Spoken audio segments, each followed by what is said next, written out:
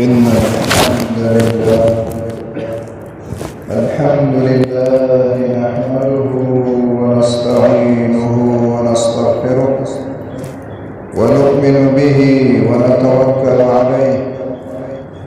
ونعوذ بالله من شرور أنفسنا ومن سيئات أعمالنا من يهده الله فلا مضل له ومن يضلل فلا هادي له وأشهد أن لا إله إلا الله وحده لا شريك له وأشهد أن محمدا عبده ورسوله أما بعد فأعوذ بالله من الشيطان الرجيم لا خير في كثير من نجواهم إلا من أمر بصدقة أو معروف أو إصلاح بين الناس ومن يفعل ذلك ابتغاء مرضات الله فسوف نؤتيه أجرا عظيما أما بعد فإن خير الحديث كتاب الله وخير الهدي هدي محمد صلى الله عليه وسلم وشر الأمور محدثاتها وكل محدثة بدعة وكل بدعة ضلالة وكل ضلالة في النار أما بعد زماد إسلام عزتمند ورونو د نن ورځې د خطبې موضوع ټاکل شوې ده د مسلمانانو په منځ کې د سولې ارزښت او اهمیت چې کله د مسلمانانو په مابین کې اختلافي جنجالي نو د هغې په منځ کې روغه جوړه کول یووالی اتفاق راوستل دا څومره ارزښت او اهمیت لري کوم آیات کریمه چې ما ولوسته په دې کې الله رب العالمین فرمایي چې په ډېرو راغونډېدلو کې او په ډېرو جرګو مرکو کې خیر او پیدا نشته مګر په هغه جرګې او مرکې کې پیدا ده چې هغه د خلکو په مابین کې د سولې په خاطر باندې خلک راجمع شي یا یو ځای کې خلک په دې خاطر راجمع کېږي چې بېوزلانو کونډو یتیمانانو سره د مرستې د کولو په خاطر باندې یو جرګه جوړېږي او یا د امر بالمعروف او د خیر ښېګړې په خاطر باندې یو جرګه جوړېږي او یا د دې په خاطر باندې چې د خلکو په مابین کې روغه جوړه راوستلی شي فرمایي الله جل جلاله که څوک دا کار د الله رب العالمین د رضا په خاطر باندې وکړي نو الله وایي موږ به دې ته خامخا یو لوی اجر ورکوو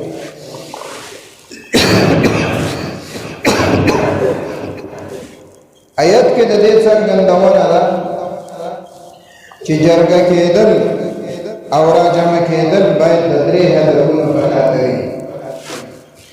یا د دې په خاطر باندې چې دې کې حکم وشي په صدقه او په نیکۍ باندې په صدقه او په خیرات باندې او په مرستې باندې یا د دې دپاره چې دې کې د منکر منوالی وشي په یو ځای کې ناروا کاري نو خلک د هغې نه منع شي او د معروف او د نیکۍ په طرف باندې کې خلک راوبلل شي او یا د دې په خاطر باندې چې د خلکو په مابین کې روغه جوړه رامنځته شي کله چې د مسلمانانو ترمنځ د بدر د غنیمتونو په سر باندې جنجال پیدا شو چې دا به څه قسم توزیع کوو څه قسم به تقسیموو الله رب العالمین آیتونه راولېږل فاتقوا الله واصلحوا ذات بینکم دا الله رب العالمین نه ویریږئ جنجالونه مه کوئ په خپلو منځونو کې صلح وکئ روغه جوړه وکئ واتقوا الله لعلكم ترحمون او دا الله رب العالمین نو ویریږي چې پتا سي باندې رحم وشي. دا آیات کریمه مطلب دا دی چې خامخا د مسلمانانو ترمنځ بې اتفاقي جنجالونه زړه بداوي پیدا کیږي، خو د مسلمانانو شان بدای چې دوی به راپاڅېږي او دواره به دغې جنجالونه او داسې مسلو ته حل راپورته کوي، د هغې دپاره به حل راوباسي، جنجال به ختموي په ورورولۍ سره، جنجال به ختموي په اتفاق او په اتحاد سره، جنجالونه به ختمېږي په روح او جوړې سره. او داسې به نه کوي چې لاس د ځینې خلک کیني او یو وایي زه څه کوم او بل وایي زه څه کوم. عالمان فرمایي چې فصلحو دا امر دی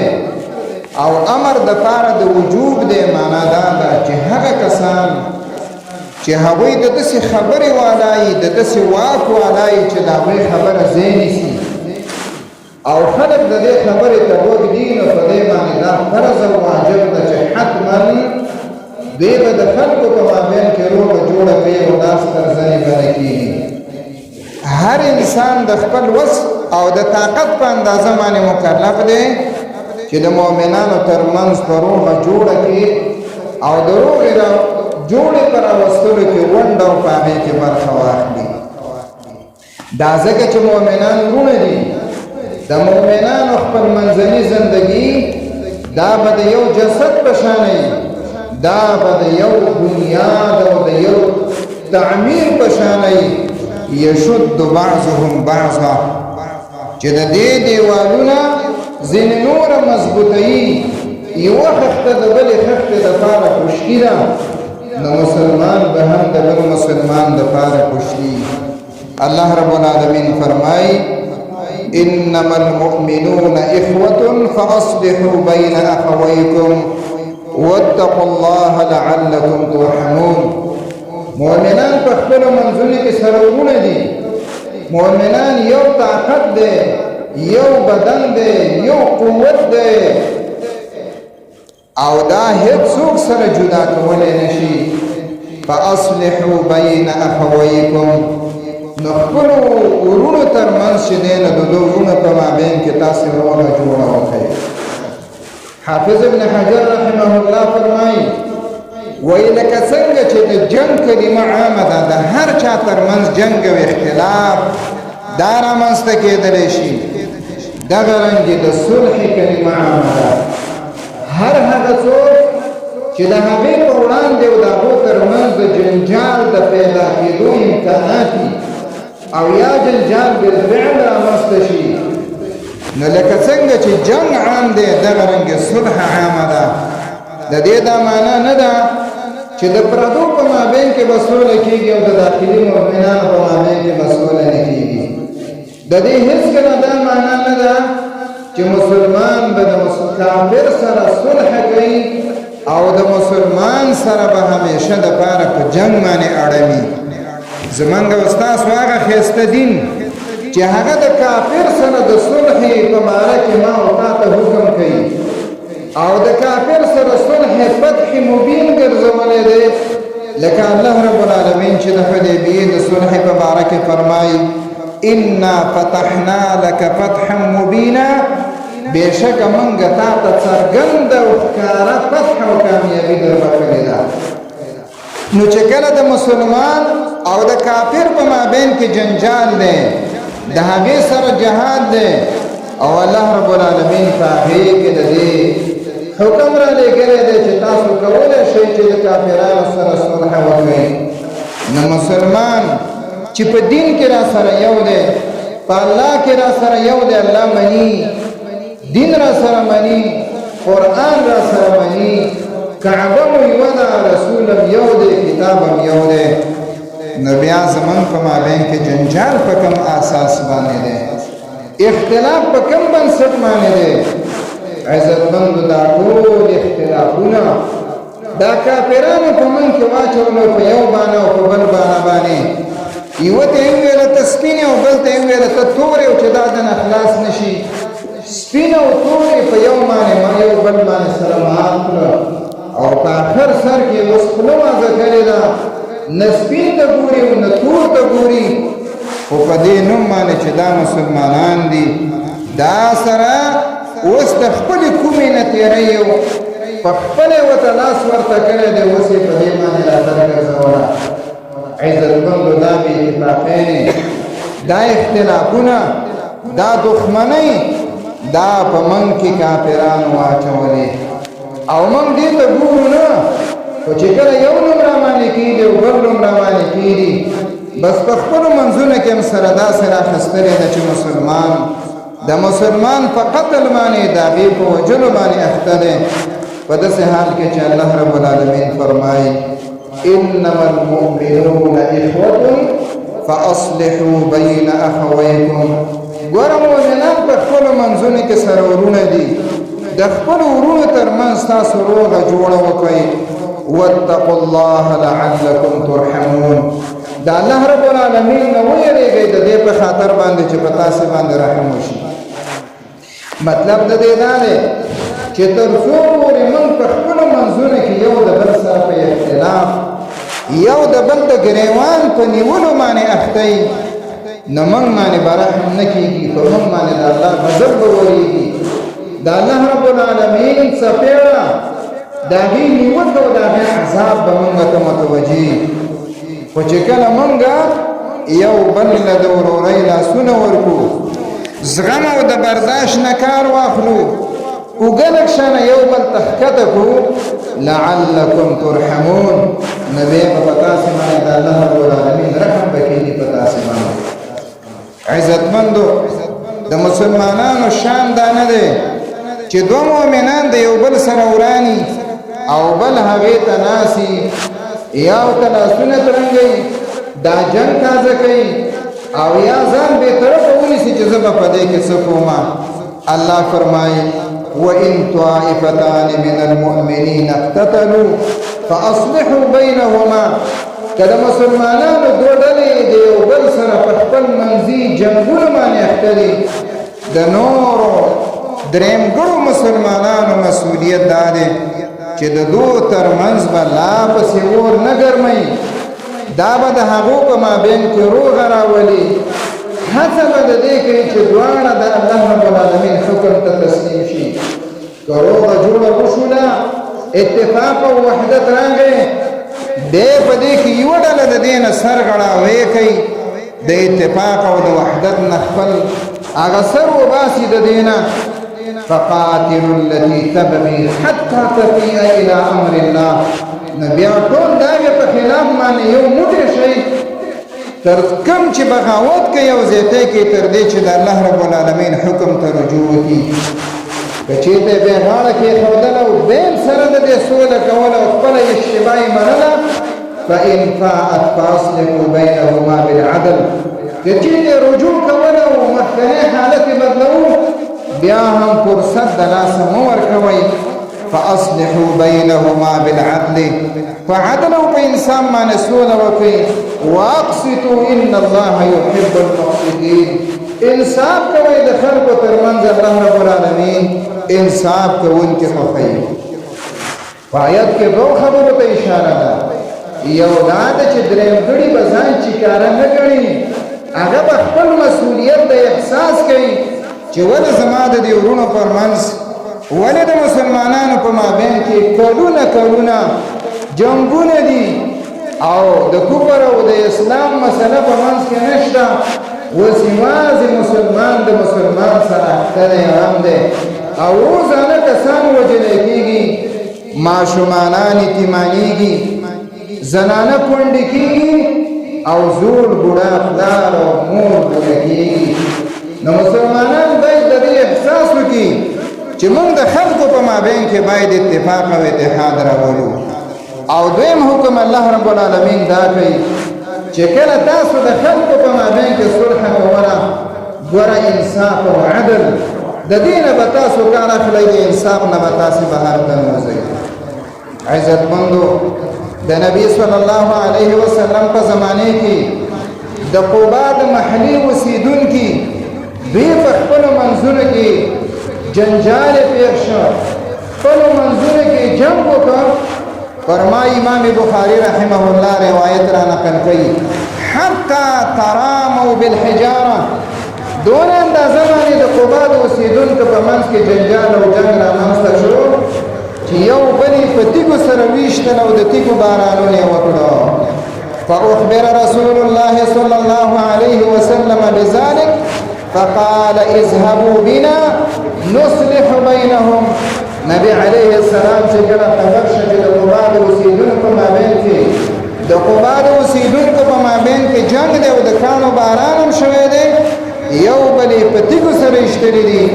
اعلان یې وکړ راځئ چې لاړ شو د دغې خلکو په مابین کې صلح وکړو عزتمندو نبی صلی الله علیه وسلم په مدینې منورې کې خپل ټول مسؤلیتونه پرېښودل حکومتي چارې پرېښودې دعوتي چارې پرېښودې سره د خپلو ملګرو قبا ته لاړ او د ده دا تګ او هدف د ده دا تګ او سفر صرف د یو هدف دپاره و چې هلته د مسلمانانو په مابین کې جنګ روان و و نبي صلی الله علیه وسلم سمدستي مداخله نه وی کړې نو دالته به جنګ و نور هم پسې ګرم شوی وی او د مسلمانانو په مابین کې به یو ډېر مشکل رامنځته شوی وی د دې وجې نه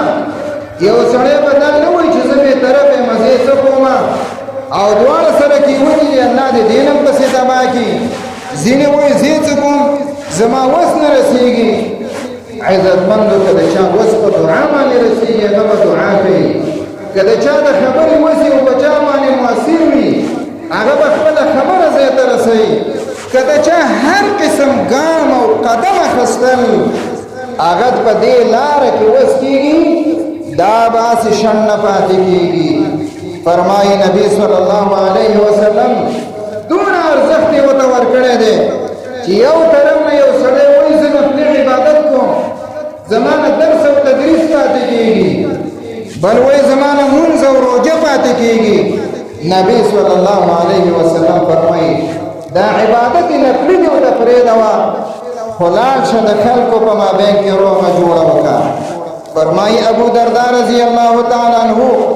چې نبی صلی الله علیه وسلم فرمایلی دي الا اخبركم بافضل من درجه الصيام والصلاه والصدقه تاسو د دې یو کار نه درخم چې د هغه اجر او ثواب د مانځنه د هغه اجر او ثواب د روزینه د هغه اجر او ثواب د صدقاتونه د هغه نه غوړه دي قالوا بلا خلق ویل ولې نه د الله پیغمبر دا کوم شی دی قال صلاح ذات البين هذا شيء هذا کار چې د هغې اجر او ثواب د نفلي عبادت نه غوره دی د روژو نه غوره دی د صدقو نه غوره دی صلاح ذات البين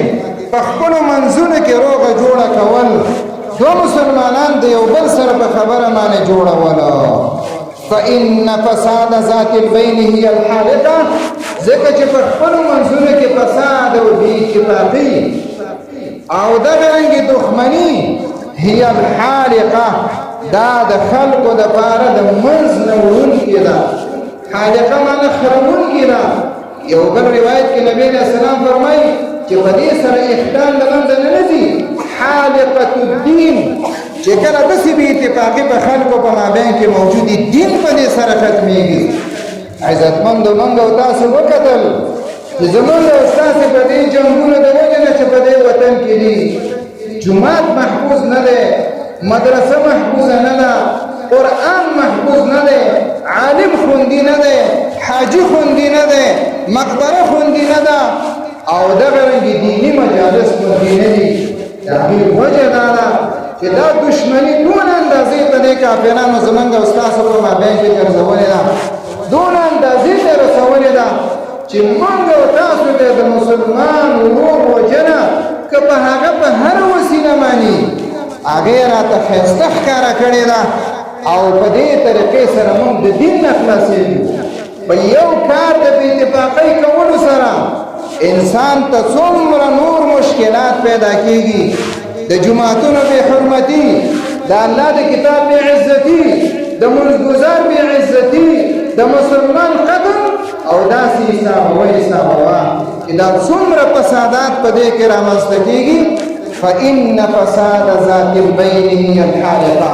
د خپلو منځونو کې فساد ته وده ورکول، د مسلمانانو په مابین کې بې اتفاقي پیدا کول، دا ګوره مسلمانان د منځه نه وړي، ختموي. او دې نبي علیه السلام وفرمایل چې داسې ختمول چې دین نه ختموي. کله کله به یو سړی ژوندی وي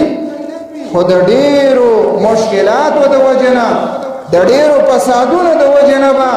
دا د دین نه په هغې کې خلاص شوی. د دې وجه نه علامه طیبي رحمه الله فرمایي وایي په دې حدیث کې دې خبرې وینا ده چې خلکو د خلکو په مابین کې روغه جوړه وکړئ، د فسادونو نه ځان وساتئ، تفریقې ختمې کړئ، یووالی رامنځته کړئ. او هر هغه څوک چې د همدې غرض په خاطر باندې د مسلمانانو په مابین کې ګرځي راګرځي او روغه جوړه رامنځته کوي، دا د روجهدار نه، دا د منځ کوونکي نه، او دا د صدقه کوونکي نه زیات اجر ترلاسه کوي. امام خطابي رحمه الله وایي د دغه جرګمار انسان چې هدف او مقصد یې دی چې زه د وینو بندول کوم، دوه کسان سره پخلا کوم، د دې اجر د نفلي عبادت کوونکي نه ځکه غوره دی چې نفلي عبادت کوونکي کار کوي خو د شخصي پیدې لپاره کوي، د ځان لپاره. او هغه څوک چې هغه ټولنې ته امن راولي، اصلاح راولي، دوه کسان سره یو ځای کوي، دا ټولې ټولنې ته پیدا رسوي. او په اسلام کې ټولنې ته پیدا رسول دا مخکې د دې نه چې یو سړی ځان ته پیدا ورسوي. دغه رنګې ابو عمر رحمه الله فرمایي وایي په دې حدیث کې د دې ښودنه ده چې د مسلمانانو په مابین کې دشمني، د هغو خپلولي، د هغو ورورولي د منځه نه وړل، یو بل ته په سینو کې کینې ساتل دا حرام دي. او دا په مسلمانانو باندې فرض او لازم دي چې دوی باید یو بل ته زړونه صفا کړي او زړونه یو بل ته سم کړي. دغه رنګې کثیر بن عبدالله بن عمرو بن عوف هغه روایت کوي د پلار نه هغه د نیکه نه چې نبی صلی الله علیه وسلم فرمایلی دي الصلح جائز بین المسلمین الا صلحا حرم حلالا او احل حراما. د مسلمانانو په مابین کې روغه جوړه کول، د خپل حقوقو نه تېرېدل، یو بل ته اوږه ښکته کول، ګوره دا د مسلمانانو په مابین کې جایز او روا ده چې یو سړی خپل حق نه تېرېږي. د فساد د مخنیوي په خاطر باندې، د وینو د تویېدو په خاطر باندې چې وینې تویې نه شي او د هغې د مخنیوي په خاطر باندې یو سړی د خپل حق نه تېرېږي، دا کار روا دی. خو داسې صلح به نه وي چې په هغې کې حلال په هغې کې حرام شي یا حرام په هغې کې حلال شي. لکه ځینې جرګې داسې چې په هغې کې یو انسان جرم کړی، فساد یې کړی، د هغې د جرم قرباني کېږي یوه معصومه زنانه، د هغې خور، د هغې خورننه، د هغې لور. نو داسې زنانه چې په بدو کې ورکولی کېږي یا معصوم انسان، پاک انسان راخیستلی کېږي او هغه د دې قرباني کېږي، نو داسې صلح جایز نه ده. خو که داسې صلح وي چې د الله رب العالمین حلال پکې حرامېږي نه، بلکې خلکو ته امن او اتفاق او اتحاد رامنځته کوي، نو نبي علیه السلام فرمایي چې داسې صلح د خلکو په مابین کې پکار ده. وګورئ د یو سړي دوه زنانې دي، په یوې زنانې باندې زیاتې کوي او دې ته مجبوروي چې دا ورته وایي چې ما له طلاق راکړه. نو الله رب العالمین فرمایي که په دې وخت کې دا زنانه د خپل حق نه تېرېږي او د خاوند سره صلح کوي چې ځینې حقوق به درته وبخم خو چې دا کورنی نظام ړنګ نه شي، نو فلا جناح علیهما ان یصلح بینهما صلحا. فرمایي وایي د دې دواړو باندې کومه ګناه نشته چې دواړه په خپلو منځونو کې روغه جوړه وکړي او ځینې حقوق ورته پرېږدي. نو دا چې ښځه د ځینې حقوقو نه تېرېږي په دې خاطر باندې چې کورنۍ ړنګه نه شي، نو عزتمندو دولتونه غټان خلک هغه چې د چوکۍ والا دي، د چا وزارت ته خطروي، د چا مشرۍ ته خطروي، هغه خو باید ډېرې قربانۍ ورکړي. هغه اسلام چې هغه د یوې کورنۍ ړنګول نه غواړي په طلاقو سره، څنګه به هغه د یو سمت ملک د سمتې سیمې او د مسلمانانو ړنګول غواړي؟ عزتمندو، روغه جوړه اتفاق او اتحاد، صلح او مخکنۍ خبرې خپل منځونه نه ویرول، دا د مسلمانانو ترمنځ ډېرې پیدې لري. د دې امت سلف صالحینو د هغې نه هم ډېرې خبرې داسې رانقل شوي دي چې په دې باندې ټینګار کوي چې د مسلمانانو په مابین کې روغه جوړه وکړي. انس رضی الله تعالی عنہ فرمایي: من اصلح بین اثنین اعطاه الله بكل كلمه عتق رقبه. یو سړی چې د دوه کسانو په مابین کې صلح کوي او ګرځي راګرځي، دا هر قدم چې دا اخلي، هره خبره چې دا په جرګه کې کوي او هدف او مقصد یې دا وي چې دوه کورنۍ، دوه قومونه، دوه ملتونه هغه الله رب العالمین د فتنې او د فساد نه وساتي. د هر یوې خبرې په مقابل کې دا دونه اجر او ثواب ترلاسه کوي لکه د یو غلام ازادول. د یو غلام ازادولو باندې څونه مصرف راځي، څونه ډېرې پیسې په هغې باندې لګېږي. خو که دلته وګورې دغه جرګمال انسان هغه چې د خلکو په مابین کې صلح کوي، د خپل کارونه پرېږدي، ګټه وټه یې پرېښې ده، خپل وخت مصرفوي، خپل مال مصرفوي او بدني طاقت په دې خاطر مصرفوي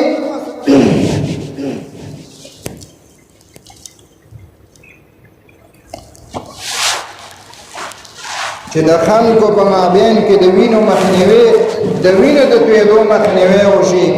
نو ځکه انس رضی الله تعالی عنہ فرمایي چې د هرې خبرې په مقابل کې به الله رب العالمین دله د یو یو غلام د ازادولو اجر ورکوي.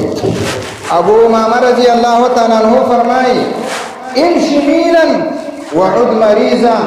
وامشي میلین وزر اخا فی الله وامشي 3 اميال واصلح بين الناس. یو میل مزل وکړه، د مریض پوښتنې پسې لاړ شه او یو میل مزل وکړه، د خپل مسلمان ورور ملاقات وکړه، 2 میله مزل پیدا وکړه. خو د مسلمانانو په منځ کې د صلح راوستلو دپاره وامشي 3 اميال 3 میله یعنې 6 کیلومیټره پیدا مزل وکړه، دا زحمت برداشت کړه، خو د مسلمانانو په مابین کې روغه جوړه راوله. نو د دې نه دا خبره معلومه شوه چې ګوره روغه جوړه راوستل، اتفاق او اتحاد، 2 کسان پخلا کول، که په دې باره کې تا ته زحمت هم وي، سرګرداني هم وي، پیدا مزلې هم وي، دا ټول په ځان باندې برداشت کړه، دا وزغمه. خو د دې په خاطر باندې چې د یو مسلمان د وینې د تویېدو مخنیوی وکړي، د 2 کسانو په مابین کې اتفاق او اتحاد راولي. د ځینې عالمانو نه رانقل شوي دي چې هغوی وایي: من اراد فضل العابدین فلیصلح بین الناس. یو سړی غواړي چې د عبادت کوونکو خلکو اجر او ثواب ترلاسه کړي، د شپې تهجد نشي کولی، صدقه او خیرات نشي کولی، روجي نشي کولی، فلیصلح بین الناس. نو که غواړي چې دغه اجر او ثواب وګټي، د خلکو په مابین کې روغه جوړه راوله. ولا يوقع بينهم العداوه والبغضاء. او داسې شیان چې هغه د خلکو په مابین کې د بې اتفاقۍ او د دشمنۍ د طرفګانۍ د اچولو سبب ګرځي، د هغې نه ځان وساتي. امام اوزاعي رحمه الله وایي: ما خطوة احب الى الله عز وجل، ما خطوة احب الى الله عز وجل من خطوة في اصلاح ذات البين. دا هغه قدم او دا هغه ګام د اوچتولو نه بهترین بل ګام او بل قدم نشته چې د خلکو په مابین کې د اتفاق او د اتحاد په خاطر باندې پورته شي. ومن اصلح بین اثنین كتب الله له براءة من النار. او هغه څوک چې د 2 جنګیالیو قوتونو د مرورو خلکو په مابین کې اتفاق او اتحاد راولي، نو الله رب العالمین به دته د اور نه نجات ورکړي. عزتمندو مسلمانانو، دا چې زمونږ او ستاسې په وطن کې د امن او د سولې او د روغې جوړې لپاره خبرې ولاړې دي روانې دي موږ او تاسې باید د دې په ټوله معنا سره حمایت وکړو که نور هم د وسه نه کېږي دعاګانې وکړو چې اله العالمین د دې مسلمانانو په مابین په دې زړونو کې اتفاق او اتحاد واچي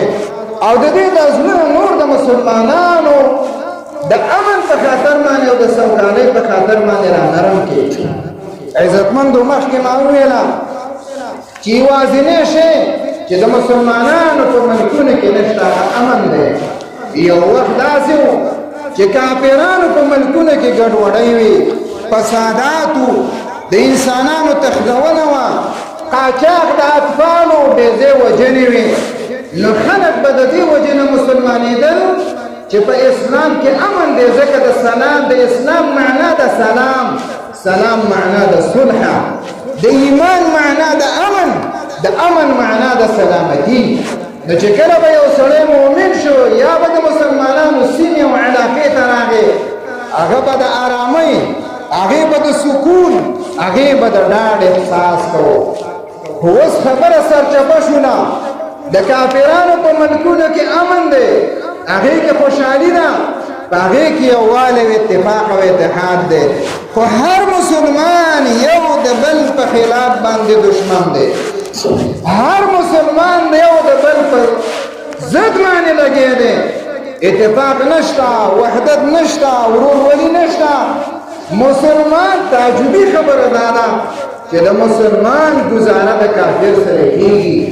د هغې امنیت نیولی کېږي هغه ته ډاډ او سکون ورکولی کېږي خو مسلمان لا اوسه پورې هم د مسلمان د لاسه نه په تنګ دی آیا نبي علیه السلام نه دي ویلي المسلم من سلم المسلمون من لسانه ویده مسلمان خو هغه څوک دی چې بل مسلمان د دې د لاس او د ژبې او دغه رنګې د نورو شیانو د ضرر نه دا په امن کې پاتې شي نو عزتمندو صلح او اتفاق او اتحاد د مسلمانانو ترمنځ دا د الله جل جلاله حکم دی د مسلمانانو حق دی او د دې وخت او د دې زمانې تقاضا او غوښتنه ده الله رب العالمین ته متوجه شئ چې دغه چانس چې راغلی دی او مسلمانان یو بل ته سره نږدې شوي دي عزتمندو دې دپاره سوال او زاري وکړئ چې کله په یو ټولنه کې په یو وطن کې مشران په اتفاقي د هغې اغېز په ولایتونو او ولسوالیو باندې او حتی په کورنیو باندې کېږي حتی په حیواناتو باندې کېږي چې د هغه ټول سم دم او آرام ژوند لري خو چې کله مشران بې اتفاقه وي د مسلمان وینه په حرامه باندې تویېږي د دې تاثیر دا په کورنیو باندې راځي او بالاخره چې کله مسلمانان او کورنۍ په خپلو منځونو کې د یو بل سره بې اتفاقه وي د دو حیوانات هم یو بل سره ښکرونه د یو بل سره اړه کوي عزتمندو صلح یو داسې شی دی چې دا امن راولي چې کله په یو ځای کې امن وي امن دې ته زمینه برابروي چې زما او ستا د الله رب العالمین عبادت وکړي امن تعلیم ته زمینه برابروي امن د انسانانو د ژوند د خوندي پاتې کېدلو او د مسلمانانو د یو څو ورځې د ژوندي پاتې کېدلو ضمانت ورکوي چې کله صلح نه وي اختلافات یې ګډوډي بد امني وي په داسې حال کې چې د دنیا په نعمتونو کې بهترین امن بهترین نعمت هغه امن دی د آخرت په نعمتونو کې بهترین نعمت امن دی فرمایي نبی صلی الله علیه وسلم من اصبح منکم آمنا فی سربه معه معافا فی جسده عنده قوت یومه فکأنما حیزت له الدنیا چا چې په خپل کور کې سبا کا او شپه په دې باندې په خیر سره تېره شوه په امن و امان کې تېره شو د ده سره کم تشویش د ډزې د انفجار د انتحار او د انفلاق نو آرامه شپې وکړله بدن دې روغ او جوړ دی سر او پښې کمزی دي خوږېږم نه او دونه خوراک د سره موجود دی چې دا شپه په دې باندې تېره کړي فکأنما حیزت له الدنیا بحذافیرها دا دومره مالداره دی لکه دنیا چې د ټولو سامانونو او د اسبابو سره د تراجمه شي د حدیث معنا دا ده چې امنیت سلامتی او روغه جوړه په دنیا کې د دې سره معادل بل هیڅ انعام نشته دی، بل هیڅ نعمت نشته دی. نو عزتمندو دا چې په وطن کې د صلح او د امن خبرې روانې دي او مشران تر ډېرې اندازې پورې نږدې شوي دي، خنډونه د دې په مقابل کې چې څونه وخت تقریبا ختم شوي دي، نو نوره بهانه نه ده پاتې. د دې نه وروسته هم که څوک بهانې و جنجالونه راپورته کوي، بندیان سره آزاد شوي دي، خپل منځونه کې تماسونه سره شوي دي، یوازې د دوو کسانو مخامخ کېدل د یو بل سره پاتې دي. نو د دې نه اپره نور جنجالونه راپورته کول، دا به د ملت سره خیانتي، دا به د مسلمانانو سره خیانتي، دا به د شهیدانو سره خیانتي او دا به د کونډو سره خیانتي. نو ټول د الله رب العالمین نه په یو اواز باندې د دې غوښتنه وکړئ، اله العالمین دا مسلمانان او دا مشران چې یو بل ته نږدې شوي دي، اله العالمین یو دو بزمونه کې اتفاق او اتحاد وکړي.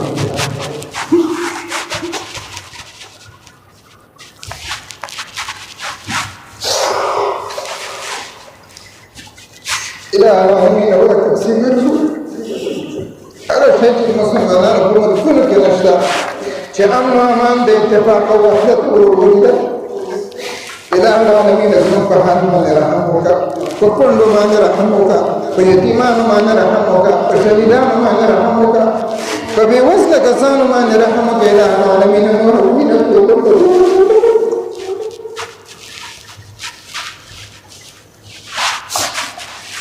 اله العالمین کوم کافرانو چې موږ په جنګ باندې اچولي، د دوی په کورونو کې بې اتفاقۍ نه پیدا کړه، دا فسادات د دوی ملکونو ته انتقال کړه.